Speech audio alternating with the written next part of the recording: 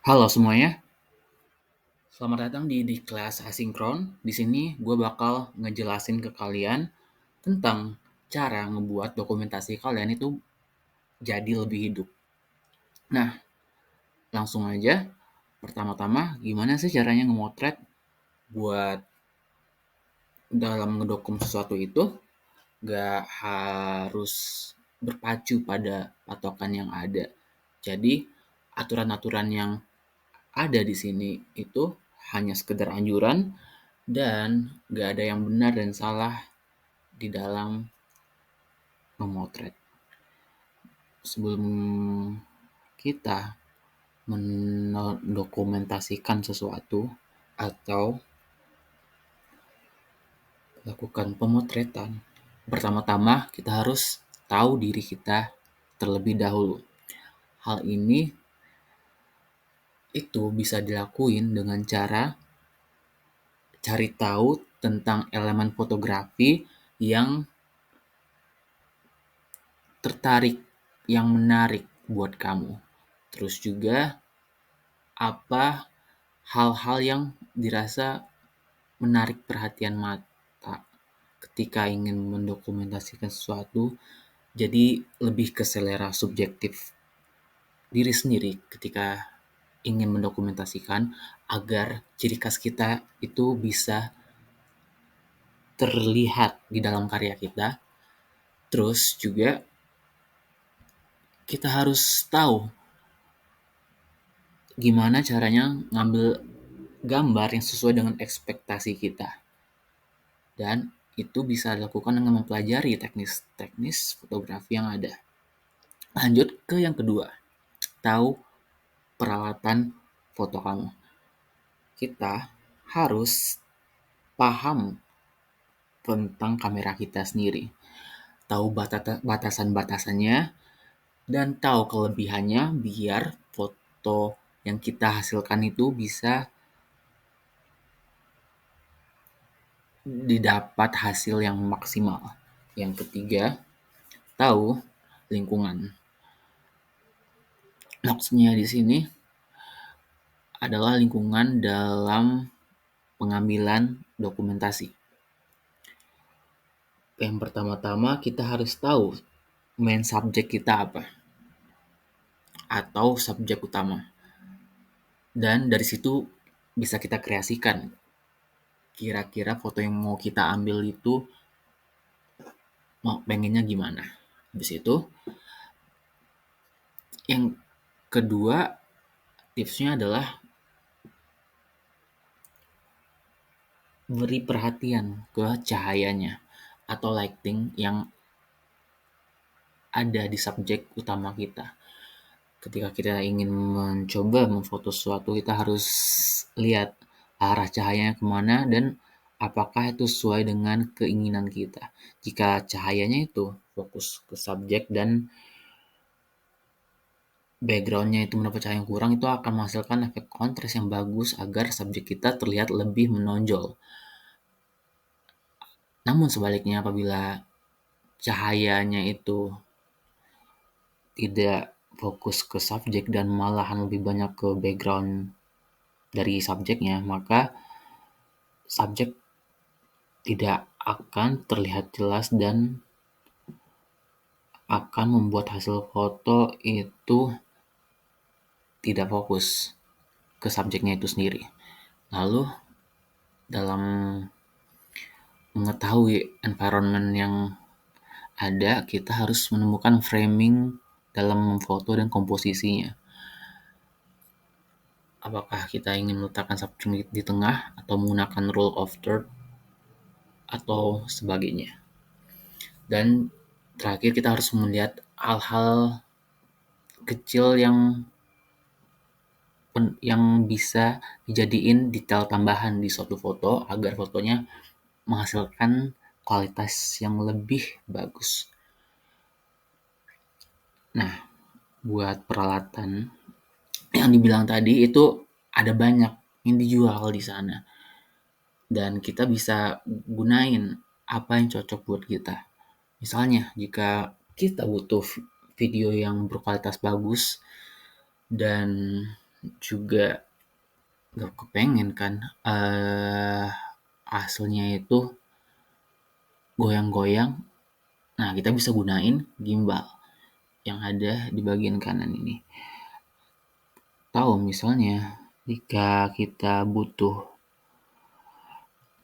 suara yang bagus kualitasnya, itu kita bisa gunain audio recorder jika budgetnya ada. Nah, buat pengambilan gambar itu sendiri, kita harus tahu segitiga exposure. Ada aperture, shutter, dan ISO.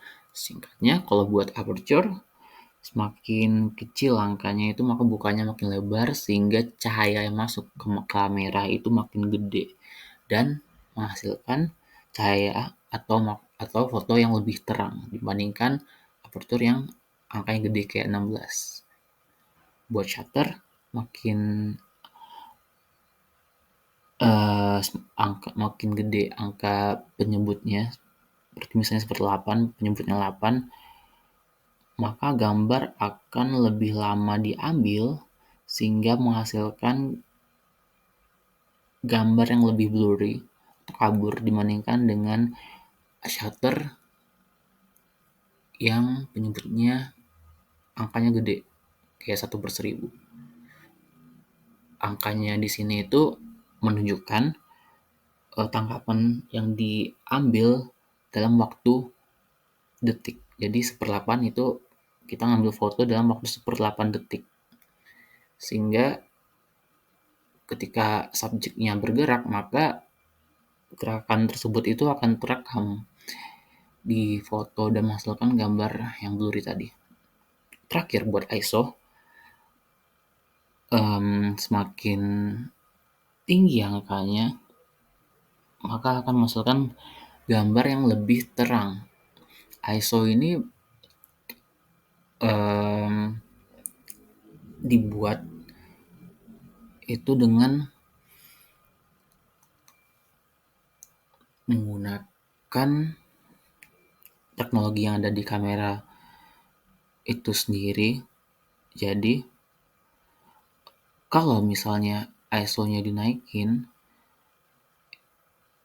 itu gambarnya akan lebih terang. Tapi hasil yang dihasilkan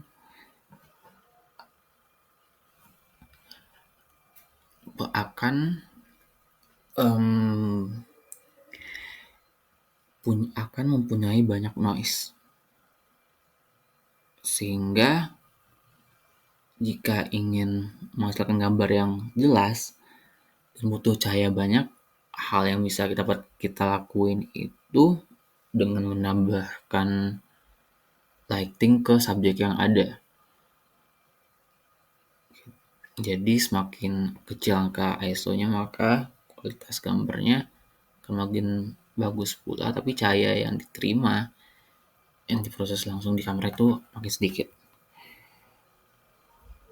Ya, seperti yang dijelaskan tadi, kalau ISO-nya gede maka sensitivitas makin tinggi dan akan menghasilkan gambar yang penuh dengan noise. Dan buat beberapa kamera ada yang bisa mengambil gambar low light dengan bagus, itu dengan bukan yang lebar, tapi ada juga yang tidak bisa. Kembali disesuaikan dengan budget. Lalu buat shadow depth of field, jika ingin mendapatkan foto dengan shallow depth of field seperti ini, itu bisa dilakukan dengan lensa dengan bukaan yang lebar. Dan di sini ditunjukkan kalau ingin foto yang high speed itu dapat dilihat perbandingan dengan low speed. High speed artinya foto dengan kecepatan tinggi, seperti misalnya sini dapat diatur dengan menggunakan shutter speed yang ada, sehingga jika shutter speednya 1/1000 misalnya, itu akan mengambil gambar yang lebih jelas dibandingkan dengan low speed yang menghasilkan gambar timelapse seperti yang di kanan. Dan juga untuk mengambil dokumentasi kita bisa memvariasikan dengan focal length yang ada. Semakin tinggi angkanya maka akan semakin jauh gambar yang dihasilkan gambarnya itu akan terlihat lebih gede. Dan di sini kita bisa mengambil momen atau kejadian yang lebih jauh jika menggunakan angka atau vokal kamera dengan vokal length yang milimeternya di atas 100 misalnya. Nah, buat video yang perlu diingat adalah movement dalam sebuah hasil videonya baik dari subjeknya maupun dari lingkungannya itu merupakan unsur yang utama dalam teknis pengambilan gambar di video itu. Terdapat perbedaan antara frame sebanyak 60 dengan 24. Kalau 60 frame per detik itu kita mengambil gambar sebanyak 60 kali dalam 1 detik, sedangkan 24 fps itu kita ngambil gambar 24 kali dalam 1 detik. Hasil yang diperlihatkan oleh gambar 24 fps ini biasanya lebih smooth atau berbeda feel-nya dengan 60 fps. Itu disesuaikan dengan preferensi masing-masing. Tapi pada umumnya video yang ada di internet itu kebanyakan menggunakan 24 fps. Seperti yang dilihat di sini, jika 60 maka hasil foto per detiknya itu kelihatan lebih jelas, dan sedangkan kalau 24 fps itu terlalu lebih kabur. Dan juga di sini kita harus memperhatikan resolusi video yang ada. Semakin tinggi resolusinya maka kualitas gambarnya akan semakin bagus. Buat gerakan kameranya ada macam-macam, seperti dolly itu kameranya dimajuin atau dimundurin untuk memberikan efek transisi masuk ke sebuah dokumentasi biasanya jika digunakan dalam aftermovie. Dan beberapa teknik lain bisa kalian pakai. Terus buat tipe shot ada yang dari paling lebar yang dinamakan extreme wide shot, dan ada yang fokus ke daerah kepala atau wajah subjek yang disebut dengan close up, dan beberapa tipe lainnya bisa dilihat di sini. Dan di sini dilihat dari extreme close up hingga full shot, perbedaannya itu terletak di mana aja. Oke. Buat komposisi itu kita bisa menggunakan beberapa hal. Yang pertama itu rule of third. Jadi rule of third di sini kita dapat membagi fotonya itu menjadi 3 bagian yang berbeda, baik dari vertikal dan horizontal, lalu kita bikin garis sehingga bisa menghasilkan foto yang unik yang dari segi komposisi.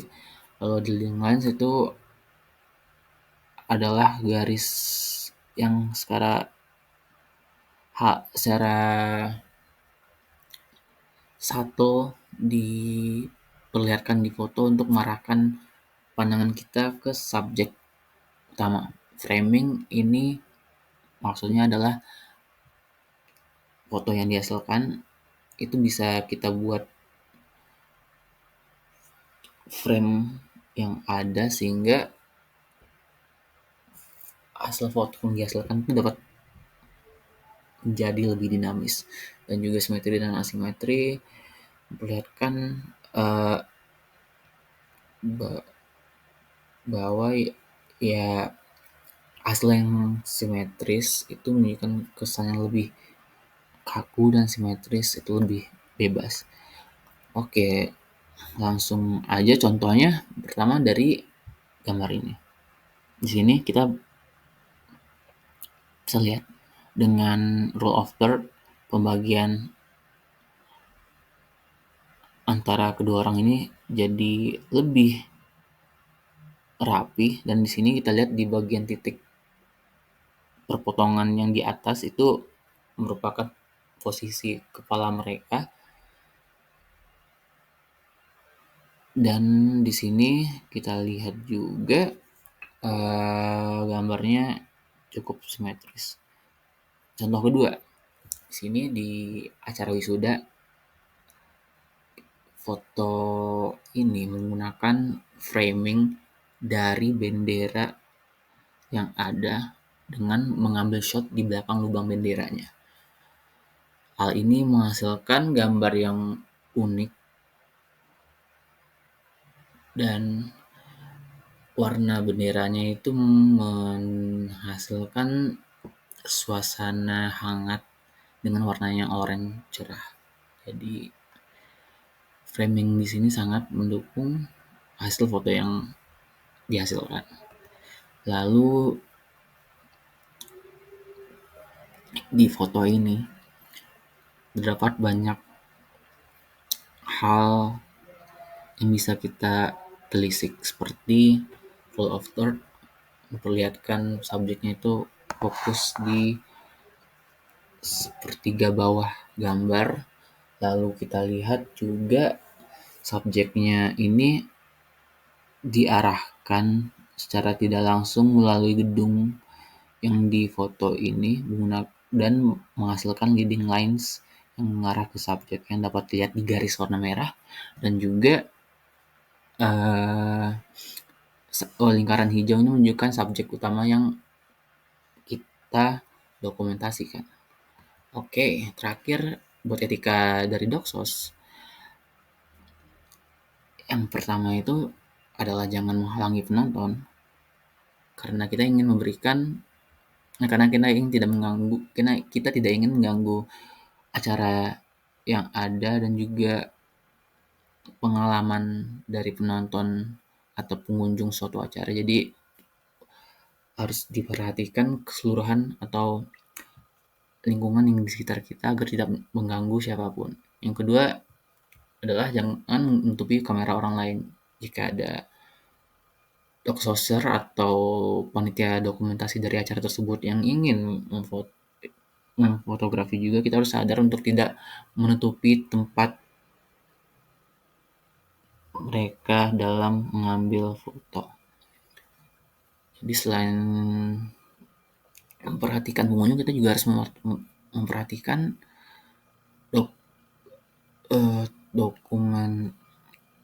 tim dokumentasi yang ada di sana. Lalu yang ketiga adalah kita harus bisa santai dan nggak bergerak tergesa-gesa, apalagi sampai menabrak orang. Yang keempat, cari jalan yang tidak melawan arus massa. Dan terakhir, ambil shoot yang lebih banyak dibanding yang dibutuhkan. Karena biasanya foto-foto yang diambil setelah kita cek ternyata itu dirasa kurang. Jadi nggak ada salahnya buat ngambil foto yang lebih banyak. Oke, sekian dari saya. Terima kasih. Saya pamit undur diri. Mohon maaf bila ada kesalahan. Selamat tinggal semuanya.